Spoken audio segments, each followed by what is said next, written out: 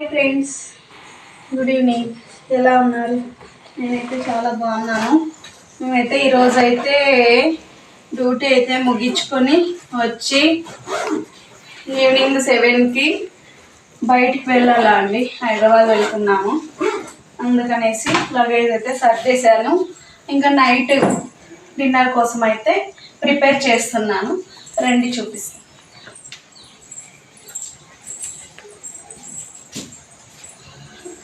ఇంకా చట్నీ అయితే అయ్యింది, పలావ్కి పెట్టేశాను. ఇంకా తర్వాత ఇంకా రెడీ అయ్యి బయలుదేరి. Okay friends.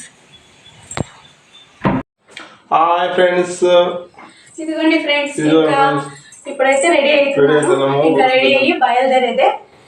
ఓకే ఫ్రెండ్స్, ఇంకా మా ఆయన కూడా రెడీ అయిపోయినాడు. ఇంకా నేను ఒక్కతే, ఇంకా నేను రెడీ అయిపోయేసి అంతే ఫ్రెండ్స్. ఇప్పుడైతే ఇంకా బయలుదేరుతున్నాము. ఇంకా లగేజ్ కూడా రెడీగా ఉంది, ఇంకా తీసుకొని బయలుదేరడమే.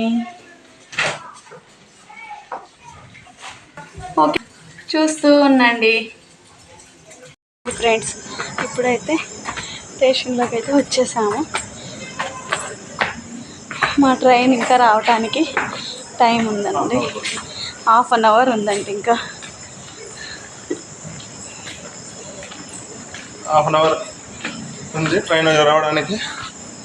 ప్లాట్ఫారం పోతున్నాము.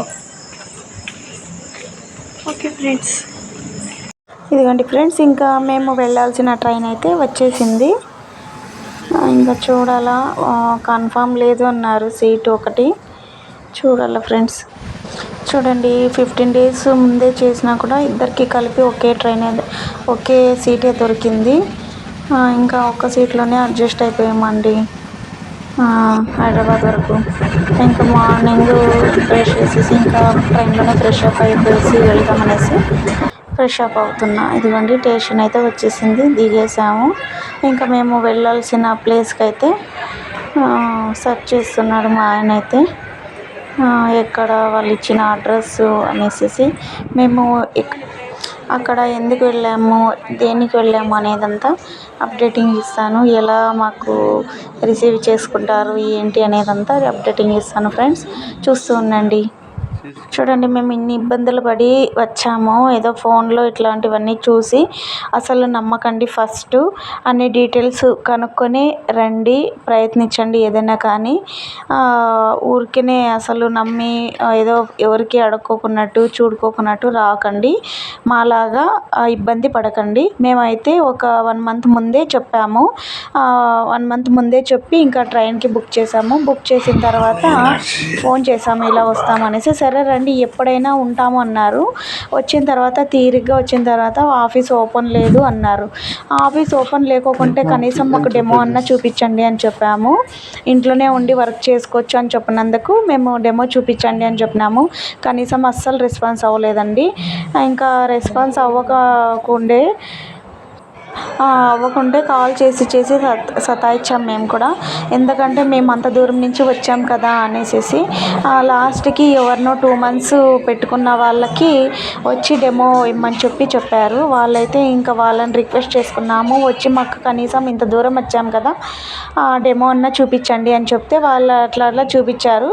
అసలు ఉన్న ఇంట్రెస్ట్ కూడా పోయిందండి. ఇలాంటివి అసలు నమ్మకండి. ఇంకా ఎలాగనో వచ్చామనేసి అయితే చార్మినారు ఇంకా గండికోట ఇవన్నీ చూసుకొని పోతాము అనేసి ఇలా అయితే ఇంకా ఇలా జరిగింది. అసలు చాలా మూడఫ్ అయినాము ఇద్దరు. ఇంకా సరేలే ఇదే మూడ్లో ఉంటావు అనేసి మా ఆయన అయితే ఇంకా అలా తిప్పాడండి. గండికోట మళ్ళీ చార్మినారు అలా వెళ్ళేసి హ్యాపీగా సాయంకాలం వరకు చూసుకొని అయితే ఇంటికి బయలుదేరదామని అన్నాము.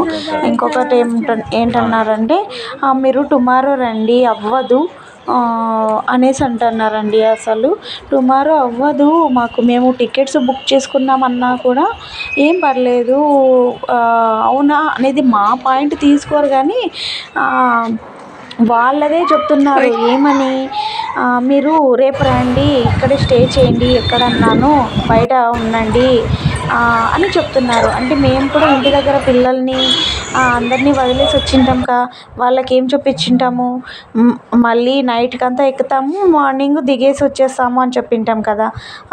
అలా చెప్పినా కూడా అస్సలు పట్టించుకుంటాను లేదు. ఎంత రిక్వెస్ట్ చేసుకున్నామంటే అంత రిక్వెస్ట్ చేసుకున్నాం. అసలు ఇలాంటివైతే అస్సలు నమ్మకండి వేటిని కూడా, ఓకేనా.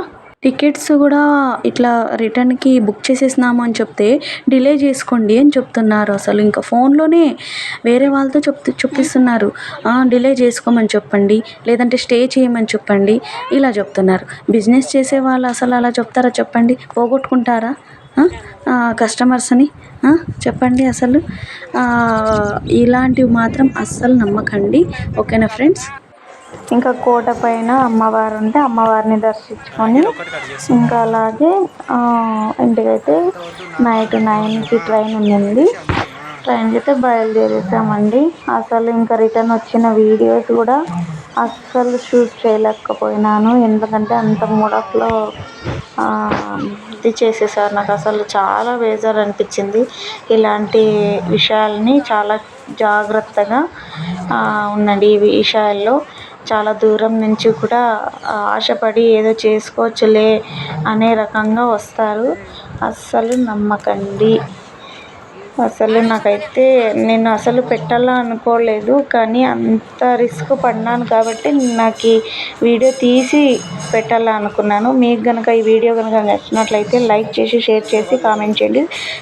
Please subscribe to my channel friends.